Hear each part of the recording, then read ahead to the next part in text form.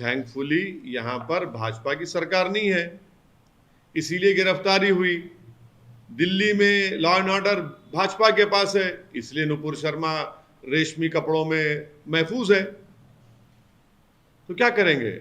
यहाँ पर पुलिस ने हरकत की, गवर्नमेंट ने ये कहा कि हम इस चीज को टॉलरेट नहीं करेंगे, किसी समुदाय के खिलाफ कोई बकवास बकेगा तो कानून अपना काम करेगा, इसलिए उनकी अरेस्टिंग हुई। सिर्फ तिरंगा उठाने से किसी की मोहब्बत भारत के लिए वो प्रूव नहीं करता। तिरंगा उठाने से ही क्या मोहब्बत प्रूव होगी? आप लोगों को मालूम होना चाहिए कि 1945 में या एक कांग्रेस का सेशन हुआ था जिसमें राष्ट्रपिता महात्मा गांधी जब वंदे मातरम पढ़ा जा रहा था तो महात्मा गांधी नहीं उठे, नहीं खड़े हुए। बाद में खैर वंदे मातरम हमारे नेशनल सॉन्ग बना, उस वक्त गांधी जी नहीं उठे। उन्होंने कहा कि ये यूरोप से इसको खड़े होना, यूरोप से लाया गया, इसको वहां से लिया गया है। तो इस बात को हम तमाम को समझने की जरूरत है कि भारत से मोहब्बत के जो मज़ाहिरे हैं वो कई किस्म के हो सकते हैं।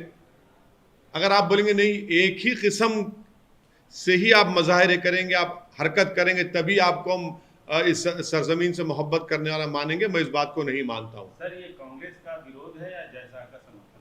मैं अपनी बात कर रहा हूं, ना मैं किसी पार्टी की ना किसी एक शख्स की बात कर रहा हूं।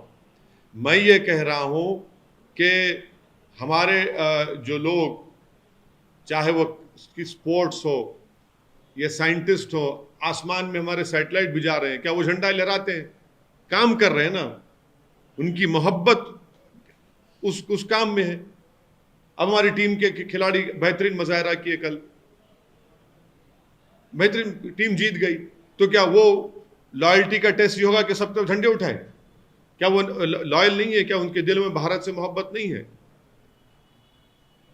ऐसे मैचेस और होने चाहिए सर, इंडिया पाकिस्तान के बीच में। हाँ, इंडिया पाकिस्तान के बीच में और मैचेस होने चाहिए। हम तो बोलते रहे हैं कि आतंकवाद और क्रिकेट साथ में नहीं चल सकता है। तो फिर आप ये सवाल बीजेपी से पूछिए, आप ये सवाल प्रधानमंत्री से, उनकी सरकार से पूछिए।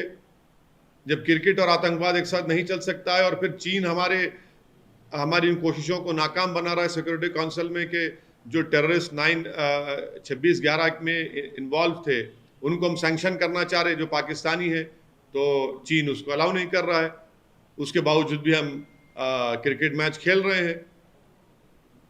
हम सीजफायर एग्रीमेंट साइन करते हैं पाकिस्तान से, आज भी टेररिस्ट निकल कर आते हैं कश्मीर में, जम्मू में, ड्रोन से हथियार आते हैं पंजाब में, फिर भी हम क्रिकेट मैच खेल रहे हैं। तो सरकार को बताए कि पॉलिसी, फॉरेन पॉलिसी क्या है आपकी?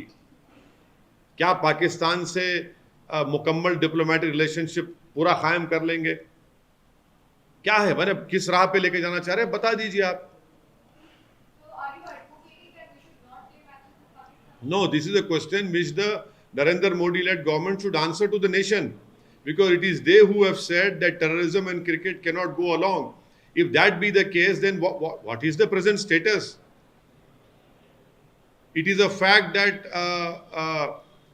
through drones, arms are being sent. It is a fact that we have signed a ceasefire agreement with Pakistan, but despite that, terrorists are still coming. Despite that, we are seeing visuals of how terrorists are also being killed or annihilated by our security forces. We are still seeing that in the valley, Pandits are being assassinated, are being killed. We are still seeing that our security forces are being killed. So we want to know, let the Modi government throw some clarity on this. उसका क्या कानूनी पहलू है? कुछ है ही नहीं। क्यों register करेंगे भाई? वो भारत का नागरिक है, वो इंडियन नेशनल है वो। हाँ, अगर कोई ऐसे नॉर्थ ईस्ट के इलाकों में जा रहा है जहां पर मुझे जाने के लिए वीज़ा की ज़रूरत पड़ती है, या मुझे कुछ क्या बोलना चाहिए, वीज़ा नहीं बल्कि जो परमिशन लेटर होना पड़ता है लक्षद्वीप जाने के लिए और दूसरे, वो अलग बात है।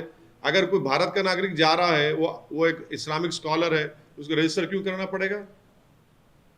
क्या भारत में फ्री मूवमेंट की रोकथाम लगा रहे हैं क्या वहाँ के मुख्यमंत्री वहाँ पर? और वो कौन होते हैं किसी पर शक करने वाले?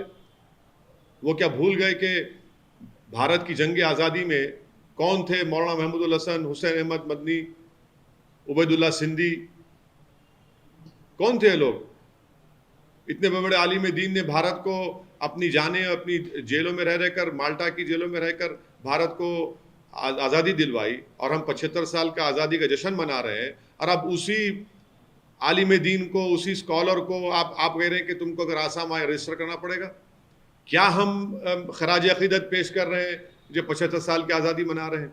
हम क्या पैगाम दे रहे हैं उन मुजाहिदीन आज़ादी को जिसमें आलिम दीन थे, जिन्होंने अंग्रेज़ों के खिलाफ जिहाद का फतवा दिया कि भाई अगर आप इस प्रदेश में आएंगे तो रजिस्टर करना पड़ेगा। सरकार का तर्क ये है कि बाहर से आने वाले लोग आतंक फैलाते कौन से बाहर के लोग? क्या? अरे भाई अब ये बताइए, जितने वहां पर जो मिलिटेंट ऑर्गेनाइजेशन है, क्यों बाहर के लोकल हैं वो, जिन पर सरकार ने उन पर पाबंदी आयत लगा दी, जो बांग्लादेश में बैठे हुए हैं? उल्फा कहाँ की है?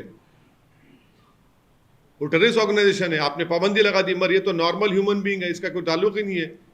कोई ऑर्गेनाइजेशन को अगर आप बैन कर रहे हैं तो समझ सकते बात को। कोई एक इस्लामिक स्कॉलर है, कोई मौलाना है, कोई आलिम दीन है, कोई मुहद्दिस है, कोई मुफ्ती है, बाहर से आएगा तो क्या उसका वो करेंगे? क्या गलत है ये बिल्कुल। मदरसों पे आरोप लग रहे हैं क्या मदरसों पे आरोप? ये तो झूठा आरोप है, झूठा आरोप है। आप पूरे मदरसों को बदनाम कर देंगे क्या? इस समय पूरी दुनिया में लोग कंफ्यूज्ड हैं। वो समझ नहीं पा रहे हैं क्या सही है, क्या गलत है, क्या सच है, क्या झूठ है।